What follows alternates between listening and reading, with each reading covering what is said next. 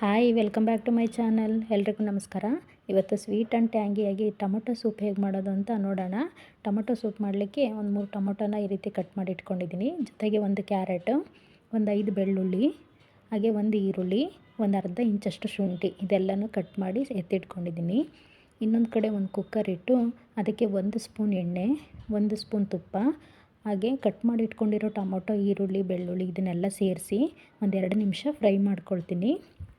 ತುಂಬಾ ಟೇಸ್ಟಿಯಾಗಿರುತ್ತೆ ಮತ್ತು ಕ್ವಿಕ್ಕಾಗಿ ಆಗುವಂಥದ್ದು, ತುಂಬಾ ಚೆನ್ನಾಗಿರುತ್ತೆ. ಹಾಗೆ ಇದನ್ನು ಒಂದು 2 ನಿಮಿಷ ಫ್ರೈ ಮಾಡ್ಕೊಂಡಾದಮೇಲೆ ಇದಕ್ಕೆ ರುಚಿಗೆ ತಕ್ಕಷ್ಟು ಉಪ್ಪು, ಒಂದು 1/4 ಟೀ ಸ್ಪೂನಷ್ಟು ಅರಿಶಿನ, ಒಂದು ಅರ್ಧ ಟೀ ಸ್ಪೂನಷ್ಟು ಕಾಳು ಮೆಣಸು, ಹಾಗೆ 1 ಟೀ ಸ್ಪೂನಷ್ಟು ರೆಡ್ ಚಿಲ್ಲಿ ಪೌಡ್ರು. ನಿಮಗೆ ಖಾರಕ್ಕೆ ಎಷ್ಟು ಬೇಕಾಗುತ್ತೋ ಅಷ್ಟು ನೋಡಿ ಹಾಕ್ಕೊಳ್ಳಿ. ಇದನ್ನೆಲ್ಲ ಹಾಕಿ ಮತ್ತೆ ಇನ್ನೊಂದು 2 ನಿಮಿಷ ಇದನ್ನು ನೀಟಾಗಿ ಫ್ರೈ ಮಾಡ್ಕೊಳ್ಬೇಕು, ಹಸಿ ವಾಸನೆ ಹೋಗೋವರೆಗೂ. ಇದಕ್ಕೆ ನಾನು ಯಾವುದೇ ರೀತಿ ಕಾರ್ನ್ಫ್ಲೋರು ಎಲ್ಲ ಏನೂ ಆ್ಯಡ್ ಮಾಡ್ತಾ ಇಲ್ಲ. ಹಾಗೆ ಈ ರೀತಿ ಮನೆಯಲ್ಲೇ ಮಾಡ್ಕೊಳ್ಳೋದ್ರಿಂದ ಹೆಲ್ತಿಗೂ ಒಳ್ಳೆಯದು. ಈಗ ಇದು ಫ್ರೈ ಆಗಿದೆ. ಇದಕ್ಕೆ ಒಂದು ಅರ್ಧ ಗ್ಲಾಸಷ್ಟು ನೀರು ಹಾಕಿ ಲಿಡ್ ಕ್ಲೋಸ್ ಮಾಡಿ ಒಂದು 2 ವಿಸಿಲ್ ತೆಗೆಸ್ಬೇಕಾಗತ್ತೆ. ಈ ರೀತಿ ಕುಕ್ಕರಲ್ಲಿ ಮಾಡ್ಕೊಳ್ಳೋದ್ರಿಂದ ಕ್ವಿಕ್ಕಾಗಿ ಬೇಗನೆ ಆಗುತ್ತೆ. ಹಾಗಾಗಿ ನಾನು ಕುಕ್ಕರಲ್ಲೇ ಮಾಡ್ತಾಯಿದ್ದೀನಿ. ನೋಡಿ, ಈಗ ವಿಸಿಲ್ ಬಂದಿದೆ. ಇದನ್ನು ಈಗ ತಣ್ಣಗಾಗಲಿಕ್ಕೆ ಬಿಟ್ಬಿಡೋಣ. ಟೊಮೊಟೊ ಎಲ್ಲ ನೀಟಾಗಿ ಬೆಂದಿದೆ. ಈಗ ಇನ್ನೊಂದು ಕಡೆ ಬಾಣಲೆ ಇಟ್ಟು ಇದಕ್ಕೆ 1 ಸ್ಪೂನ್ ತುಪ್ಪ ಹಾಕಿ ಬ್ರೆಡ್ನ ಈ ರೀತಿ ಕ್ಯೂಬ್ಸ್ ಆಗಿ ಕಟ್ ಮಾಡಿ ಇದರಲ್ಲಿ ಹಾಕಿ ಫ್ರೈ ಮಾಡ್ಕೊಳ್ಬೇಕಾಗುತ್ತೆ.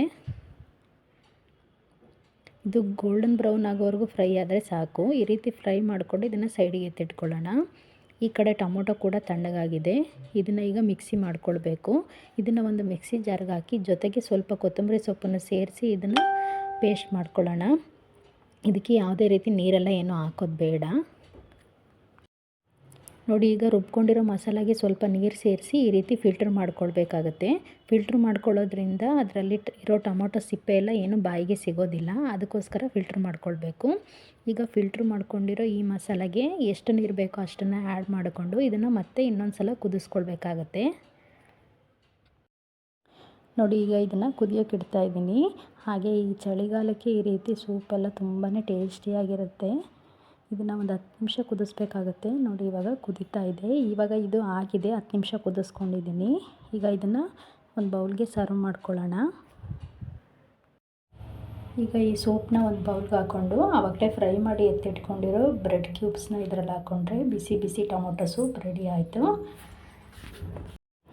ಈ ಸ್ವೀಟ್ ಆ್ಯಂಡ್ ಟ್ಯಾಂಗಿ ಸೂಪ್ನ ನೀವು ಮನೇಲಿ ಟ್ರೈ ಮಾಡಿ ಹೇಗಿತ್ತು ಟೇಸ್ಟ್ ಅಂತ ಕಮೆಂಟಲ್ಲಿ ತಿಳಿಸಿ. ನಿಜವಾಗ್ಲೂ ತುಂಬಾ ಚೆನ್ನಾಗಿರುತ್ತೆ ಈ ಸೂಪು. ಇದಾಗಿತ್ತು ಫ್ರೆಂಡ್ಸ್ ಇವತ್ತಿನ ವ್ಲಾಗ್. ಮತ್ತೆ ನಾಳೆ ಸಿಗೋಣ. ಬಾಯ್ ಬಾಯ್.